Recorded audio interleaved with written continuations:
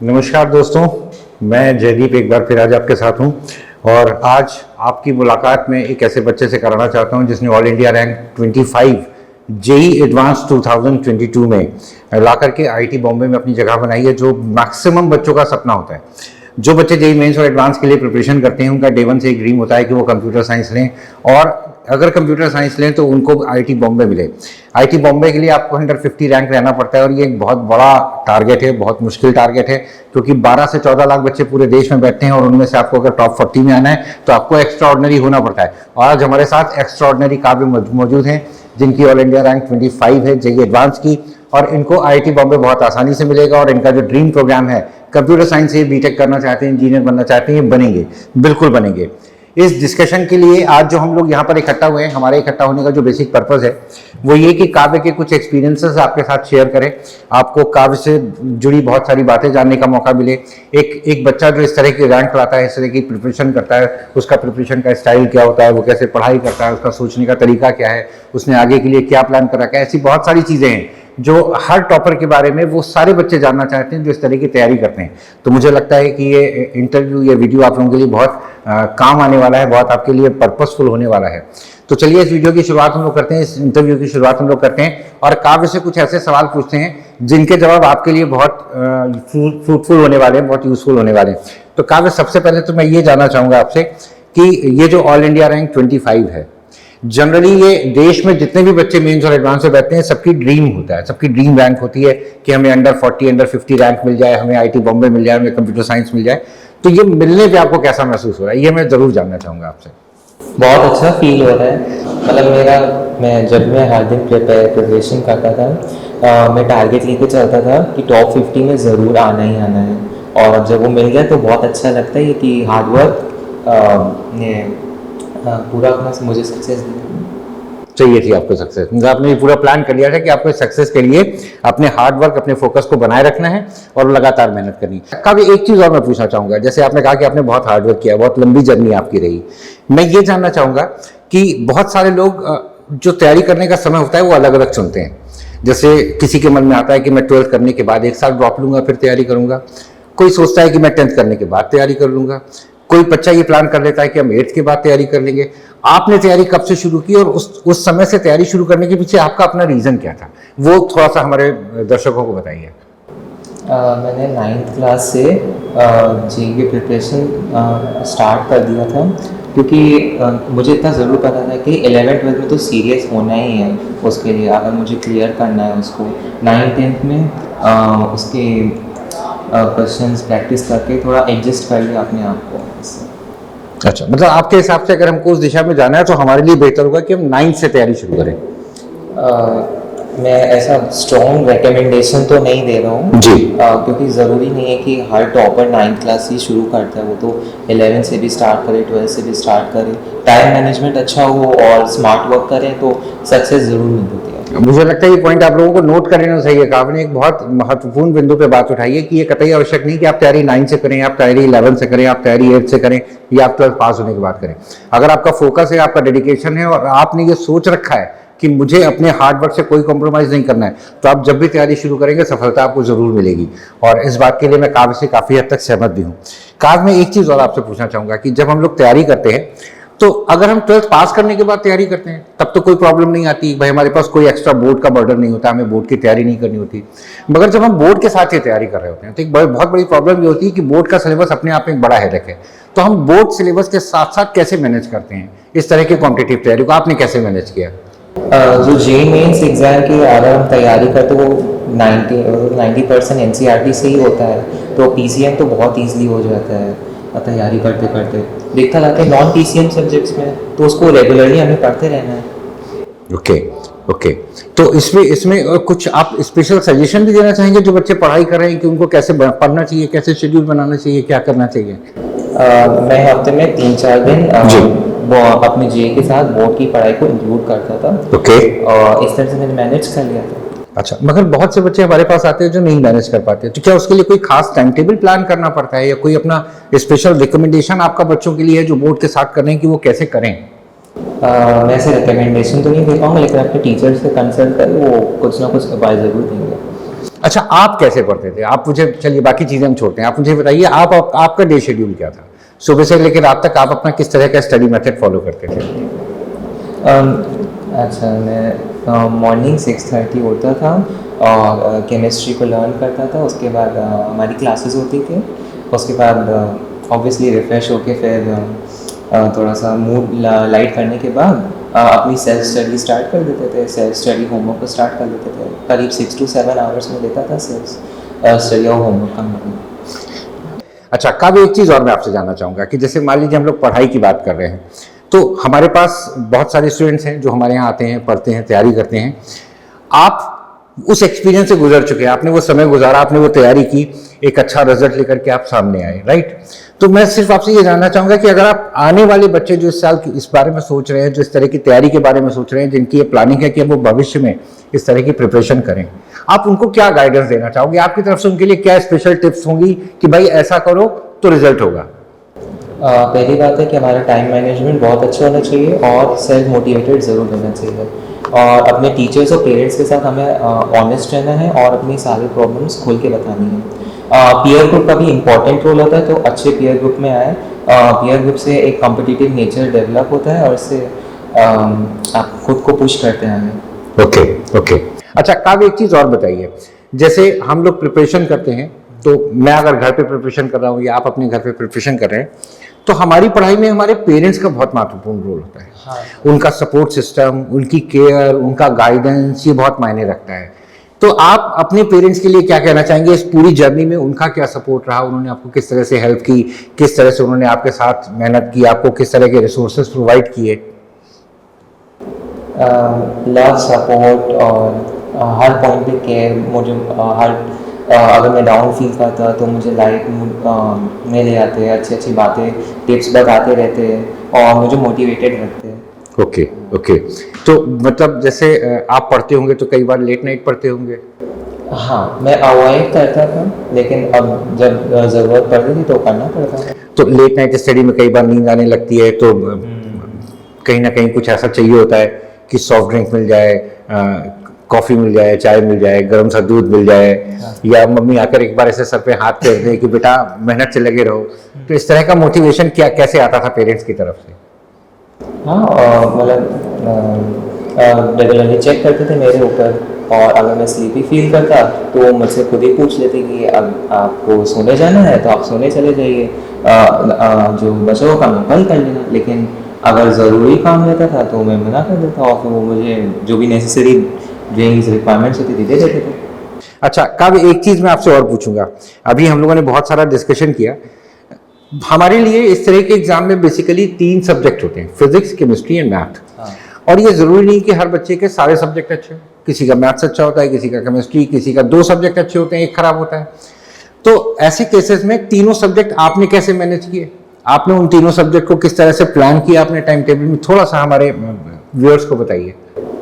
Chemistry में IOC-OC में अपने नोट्स को रेगुलरली रिवाइज करता था और फिजिकल केमिस्ट्री में क्वेश्चंस प्रैक्टिस करता रहता।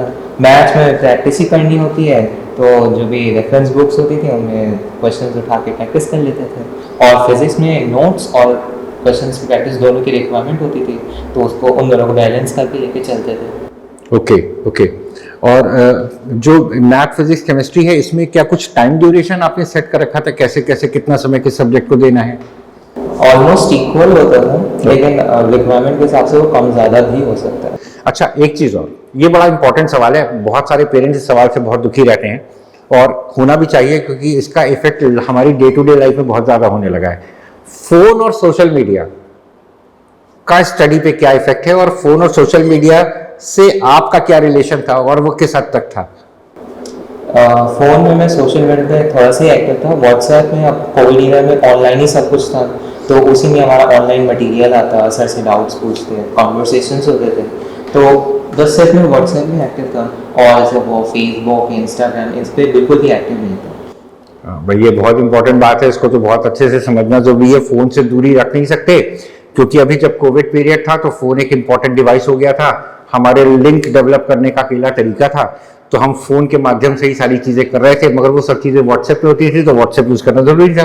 मगर इंस्टाग्राम है, फेसबुक है और बाकी सोशल मीडिया जो आपका टाइम किल करते हैं उनसे आपको दूर रहना चाहिए। ये काव्य ने किया भी है और यही काव्य का आपको सजेशन भी है। अच्छा काव्य, एक चीज़ और मैं आपसे पूछूंगा कि आपके मम्मी पापा दोनों आपके साथ दिन रात आप जितनी मेहनत करते थे उतनी मेहनत के साथ आपके साथ लगे रहते थे, तो आपको जो मोटिवेशन मिलता है, जैसे अंदर से फायर पैदा होती है ना कि निशा मुझे करके दिखाना है, तो ये पेरेंट्स के मोटिवेशन की वजह से भी होता है। हमारी अपनी अंदर से इच्छा होती है कि हमको इस तरह का टारगेट अचीव करना है, तो हमारे अंदर से भी वो फायर पैदा होती है। तो आपके अंदर वो फायर कैसे पैदा हुई कि आपको ये करके दिखाना है और आपको ये अचीव करना ही करना है? मतलब वो कौन सी चीज थी जिसने आपको पुश किया कि नहीं काव्य तुमको ये करके दिखाना है, तुम ये करो? पहले इनहेरेंट इंटरेस्ट की वजह से उस फील्ड में आगे बढ़े, उसके बाद धीरे धीरे ट्रू पोटेंशियल पता चलने लगा और समझ में आने लगा कि इसमें और बेटर कर सकता हूँ मैं, और इसी से मैं आगे बढ़ता हूँ। अच्छा एक चीज और है काव्य, जैसे अक्सर बच्चे हम लोगों से कहते हैं कि बच्चों के दिमाग में ये बात पता नहीं क्यों रहती कि जो टॉपर्स हैं वो 12 से 15 घंटे रोज पढ़ते होंगे।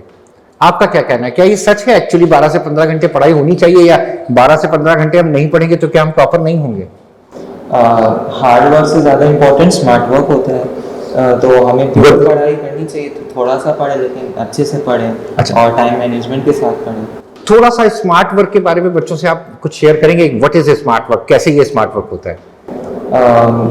जो टॉपिक्स इम्पोर्टेंट है उसमें ज़्यादा फोकस कर दें। कोई आपका इम्पोर्टेंट वर्क है उसमें आपने अपना एनर्जी और टाइम को डिवोट कर दिया, और कोई भी ऐसा रिसोर्स जिससे आपकी और हेल्प हो सकती है उसमें और थोड़ा टाइम डिवोट कर दिया, और जो थोड़ा लेस इम्पोर्टेंट है उसको जल्दी जल्दी कर दिया। अच्छा एक चीज और मैं आपसे पूछूंगा, वो ये पूछना चाहूंगा कि जैसे आपने जो भी स्टडी की, स्टडी में स्टडी मटेरियल का रोल बहुत इंपॉर्टेंट होता है। हम लोग पढ़ाई के लिए किताबों पे डिपेंड होते हैं, किताबों से बहुत कुछ सीखते हैं, पढ़ते हैं। तो ग्रेविटी के स्टडी मटेरियल ने आपकी क्या हेल्प की? जो मटेरियल होता है वो पिन पॉइंटेड, इम्पोर्टेंट और ट्रिम्ड आउट होता है, तो जो ज़्यादा वेटेज रखता है एग्जाम में वो अच्छे से कवर हो जाता है। ये हमारे मॉड्यूल हेल्प करते हैं। अच्छा अदर मॉड्यूल्स और ग्रेविटी मॉड्यूल का कंपेयर करें तो ग्रेविटी मॉड्यूल कैसे बेटर है? मुझे तो लगभग सबके अच्छी लगी। मतलब मैं ऐसे नहीं कह सकता कि किसी कोचिंग का खराब है या किसी का बहुत अच्छा है, सबका अच्छा ही सबका। तो ग्रेविटी में कुछ आपको स्पेशलाइज दिखाई दिया मॉड्यूल्स में, या आपको लगा कि हाँ ये किसी एक पार्ट में किसी एक पैटर्न में बेटर है, या ग्रेविटी मॉड्यूल लगाने से हमें ज़्यादा हेल्प मिल रही है? बीच में थोड़े से सॉल्व एग्जाम्पल्स और इलस्ट्रेशंस रहते थे कॉन्सेप्ट की बात, तो थोड़ी हेल्प हो जाती है। अच्छा मतलब इलस्ट्रेशंस और जो भी चीज़ें उन्होंने दे रखी हैं मॉड्यूल्स में वो एक एडिशनल हेल्प के तौर पे आपके सामने रहे। Okay okay. अच्छा स्टडी में एक बहुत बड़ी बीमारी है जिसको बैकलॉग कहा जाता है। ज़्यादातर वो बच्चे जो बहुत अच्छा कॉम्पिटिशन में परफॉर्म नहीं कर पाते उनके साथ केस बैकलॉग का ही होता है। क्या आपने बैकलॉग कभी फेस किया, और अगर किया तो उस बैकलॉग को आपने कैसे कवर किया? हाँ बैकलॉग तो ऑलमोस्ट सबके साथ ही आया था, मेरे साथ भी आया था, लेकिन उसको उसके बारे में इतना टेंशन ना लेके करंट टॉपिक पे फोकस किया और जब भी टाइम मिलता उसको कवर करते चलते। Okay okay okay. अच्छा जिस दौरान आप तैयारी कर रहे थे तो ग्रेविटी ने आपको डीपीपीज और टीपीपीज दिए होंगे, तो उन डीपीपीज टीपीपीज से आपको क्या हेल्प मिला? क्वेश्चंस की प्रैक्टिस हो जाती थी और कॉन्सेप्ट्स रिवाइज होते थे। Okay okay. अच्छा काव्य आपसे तो बहुत सारी बात हो गई, मैं एक दो सवाल आपकी मदर से भी पूछना चाहूंगा, और इत्तेफाक से आज वो हमारे साथ यहाँ पर अवेलेबल भी हैं। तो बच्चों मैं काव्य की मदर को इनवाइट करूंगा, आप प्लीज मैम आइए, मैं आपसे भी कुछ चीजें काव्य के बारे में जानना चाहूंगा, क्योंकि एक माँ का योगदान बच्चे की परवरिश में जितना होता है वो किसी का भी नहीं होता, और पिता का भी शायद उतना योगदान नहीं होता, क्योंकि ज्यादातर माँ के संपर्क में ही बच्चा होता है और माँ की देख रेख में ही बढ़ता है, घर में पूरे दिन रहता है। हस्बैंड्स यानी कि पिताओं का तो क्या होता है कि भाई ब्रेड बटर के लिए घर से बाहर निकलना है, दूसरी जगहों पे भी बिजी रहना है, बच्चे की महंगी फीसेस होती हैं उनका अरेंजमेंट भी करना है, मगर बच्चा घर में कैसे परफॉर्म कर रहा है, घर में कितना पढ़ रहा है, कितना फोकस कर रहा है, ये चीज आपको काव्य के मदर से जानने के बाद मिल जाएगी। मैम मैं आपसे, अब काव्य थोड़ा सा इधर आ जाइए, हमारे दर्शकों को मैं चाहता हूं कि आपकी मम्मी जो है वो बिल्कुल साफ साफ दिखाई दें, और बहुत सारे पेरेंट्स जो इसको देख रहे हैं वो बिल्कुल ध्यान से सुनिएगा। काव्य की मदर आपसे अब जो भी शेयर करेंगी वो आपके लिए भी बहुत इंपॉर्टेंट होगा। मैम सबसे पहले तो बहुत बहुत बधाई कि आपके बच्चे ने इतना अच्छा परफॉर्म किया, तो पहले तो आपको बहुत बहुत बधाई मैम। ये पूछने का कोई मतलब नहीं है, ये बहुत बड़ी बेवकूफ़ी है अगर मैं आपसे पूछूं कि आप खुश हैं कि नहीं, ऑब्वियसली खुश होंगी, है ना, और ये खुशी दिल से होगी। मगर मैं ये जानना चाह रहा हूं कि काव्य को एज अ बच्चे, एज अ बेटा आप कैसे डिफाइन करेंगे? सर शुरू से मतलब जो हम लोगों ने देखा छोटे से भी पता चल जाता है, तो मैं ज़रूर कहूँगी कि मेरे 2 बच्चे हैं, बट काव्य के लिए वो शुरू से सेल्फ मोटिवेटेड था। जैसे छोटे में भी अगर प्ले ग्रुप या प्राइमरी सेक्शन की बात करें तो बहुत जल्दी चीज़ों को कैप्चर करता था, तो हम लोग को धीरे धीरे इंटरेस्ट इसका समझ में आने लगा। फिर धीरे धीरे जो ओलंपियाड होते हैं सर छोटे क्लासेस में ऐसे ओलंपियाड होते हैं वो इसने देना शुरू किया, और इसमें मैथ्स में इसका काफ़ी इंटरेस्ट, मुझे भी ऐसा लगा कि इसको मैथ्स में काफ़ी अच्छा इंटरेस्ट है। तो धीरे धीरे ये अपना जो सब्जेक्ट के अकॉर्डिंग हम लोगों ने भी इसको सपोर्ट किया, क्योंकि हर माँ की तरह हम लोग यही चाहते हैं कि बच्चे का जिसमें इंटरेस्ट हो उसी में वो आगे बढ़े। नहीं, ये बात तो बहुत जरूरी है मैम, क्योंकि बहुत से पेरेंट ये नहीं समझते हैं। हमारे पास बहुत से पेरेंट आते हैं, वो बच्चे के लिए ये कह के आते हैं कि आपको मेरे बच्चे को इंजीनियर बना देना है। बच्चे में अगर कैपेबिलिटी नहीं है तो कैसे बनेगा? और अगर पेरेंट्स इस बात को, जैसे आपने कहा कि मैंने बच्चे के इंटरेस्ट को देख के तय किया कि वो किधर जाना चाहता है, ये बात अगर पेरेंट्स समझ लेंगे तो बच्चे भी बहुत खुश रहेंगे, पेरेंट्स भी बहुत खुश रहेंगे। तो ये तो बहुत अच्छी सुलझी हुई सोच है कि अगर आप ऐसा सोचते हैं कि बच्चे का इंटरेस्ट कैसा है उस तरफ उसको ले जाना है। चलिए दोस्तों, मदर से तो मेरी बात हुई। मैम एक चीज और आपसे लास्ट पूछूं, फिर उसके बाद हम लोग काव्य के फादर से बात करते हैं। आप उन सारी माओं से क्या कहना चाहेंगी जो अपने बच्चों के लिए वैसा भविष्य चाहती हैं जैसा काव्य का है? मैं चाहूंगा कि आपकी तरफ से वो सारी बातें उन माओं तक जाएं और वो अपने बच्चों को उस तरह की परवरिश दें जैसे आपने दी है। तो आप क्या कहना चाहेंगे? मैंने भी सभी माओं की तरह वही किया है, जैसे बच्चे का टाइम से खाना, बच्चे का क्या इंटरेस्ट है उसके इंटरेस्ट के अकॉर्डिंग उसको हमें सपोर्ट करना, जो ज़रूरी नेसेसरी रिक्वायरमेंट है उसको हमें प्रोवाइड करना। क्योंकि बच्चे छोटे होते हैं, उनको स्कूल की पढ़ाई के साथ साथ अगर उनका इंटरेस्ट आ रहा है उनको हमें डेवलप भी कराना है। इंटरेस्ट में हमें वो सारा उनको रिसोर्सेज भी देने हैं। बट मैं सभी पेरेंट्स से ये जरूर कहना चाहूँगी कि बच्चों के इंटरेस्ट के अकॉर्डिंग ही उन पे मतलब वो चीज़ों को पढ़ने में सहयोग करें। वो फील्ड कोई भी हो सकती है। काव्य को मैथ्स में इंटरेस्ट है, मैथ्स के लिए सभी जानते हैं कि IIT बेस्ट स्ट्रीम है और इंस्टीट्यूट में पढ़ना, और जैसे ये कंप्यूटर फील्ड में करना चाह रहा है तो उसके लिए बेस्ट है, तो हम सब ने उसी को सपोर्ट किया। तो मैं ये कहना चाहूँगी सभी मदर से कि आप टाइमिंग पे मत जाइए कि बच्चा सारा टाइम बैठ के पढ़ता ही वो हमेशा दिखे। क्वालिटी टाइम भी अगर वो पढ़ाई कर रहा है और कम टाइम में वो सारी चीज़ें कैप्चर कर रहा है तो ये हम सभी के लिए अच्छा है। नहीं, ये बहुत इंपॉर्टेंट बात आपने कही। मतलब मैं इसके लिए मैं खुद ताली बजाना चाहूंगा। इस बात को समझना बहुत जरूरी है कि ये जरूरी नहीं कि बच्चा 9 घंटे बैठ के पढ़े, बच्चा 5 घंटे बैठ के पढ़े, मगर क्वालिटी टाइम पढ़े। ये पेरेंट्स को समझना बहुत जरूरी है। आप दिन भर बच्चे को धौंसते मत रहिए कि बेटा बैठ के पढ़ो, पढ़ नहीं रहा। हमें किसी के साथ कंपेयर भी नहीं करना है। बिल्कुल जो चीज अगर काव्य ने करी है तो दूसरे फील्ड में दूसरा कोई बहुत अच्छा कर रहा है तो बच्चों के इंटरेस्ट के अकॉर्डिंग उन्हें बढ़ने दे सके। देखिए दर्शकों, इस बात को समझिए और इस बात को समझना जरूरी भी है कि आपके सामने अभी काव्य की मदर ने जो अपने एक्सपीरियंस शेयर किए हैं, ये सारे एक्सपीरियंस आप लोगों के साथ भी वैसे के वैसे ही जाने वाले हैं, है ना? आपको इन चीज़ों को ऐसे ही फॉलो करना होगा। अगर आप अपने बच्चों की परवरिश चाहते हैं तो आपको भी उनके लिए इतनी मेहनत करनी होगी। तो ये तो काव्य की मदद से बात हुई। अब मैं चाहूंगा कि 2 मिनट के लिए काव्य के फादर से भी हम लोग जरूर डिस्कशन करें, क्योंकि काव्य के फादर भी एक महत्वपूर्ण पहलू हैं इनकी सक्सेस का। तो मैं काव्य के फादर को मैम इनवाइट करना चाहूंगा। थैंक यू, आपने अपना समय दिया। नमस्कार सर। काव्य के फादर को मैं व्यक्तिगत तौर पे भी जानता हूँ, मतलब सर एक सक्सेसफुल बिजनेसमैन भी हैं, मगर बहुत व्यस्त बिजनेसमैन हैं। मैं इनके पास भी कभी जाता था किसी काम को लेकर के, तो इनसे बात करने के लिए मुझे 5 से 7 मिनट वेट करना पड़ता था, क्योंकि कई लोगों को सर एक साथ हैंडल कर रहे होते थे।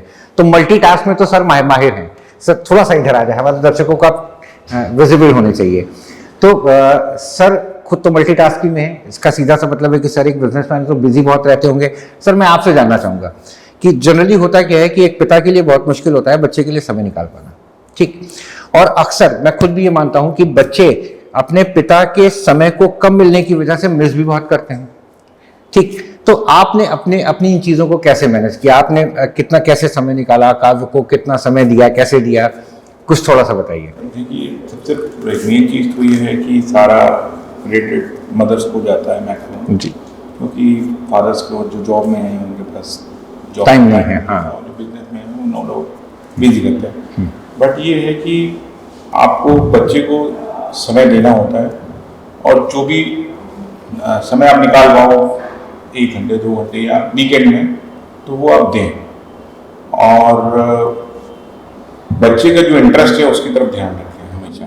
ओके ओके, मतलब अगर आप बिजी हैं भी, आप जॉब में भी हैं, आप बिजनेस में भी हैं, तो भी अगर आप चाहे तो समय निकाल सकते हैं, आप ये कहना चाह रहे हैं। आपसे बस एक चीज़ ये जानना चाहूँगा कि इस पूरी जर्नी में जो काव्य का स्टडी शेड्यूल रहा, जो स्टडी काव्य ने पूरी की है, इसमें ग्रेविटी का जो भी योगदान रहा, आप उसे कैसे जज करेंगे?